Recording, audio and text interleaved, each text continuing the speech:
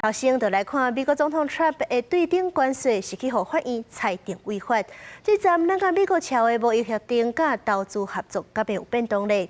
行政院是表示讲，会先看美国迄边安怎执行，再来决定讲咱要安怎做。也若是 Trump 嘛，佮宣布讲要甲全世界佮加扣10%的关税，咱行政院初步是认为讲对咱影响有限。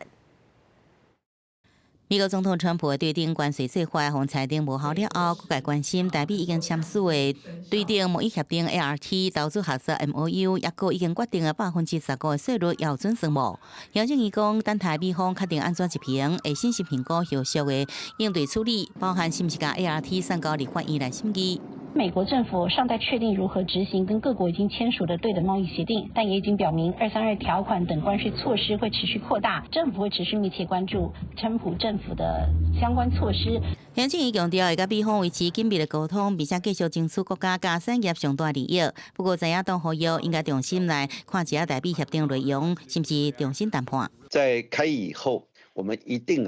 要把所有对美的这个协议的内容必须严格的审视。之前所签订的台美的贸易协定，是不是有机会在利用这个时候来进行重新的调整？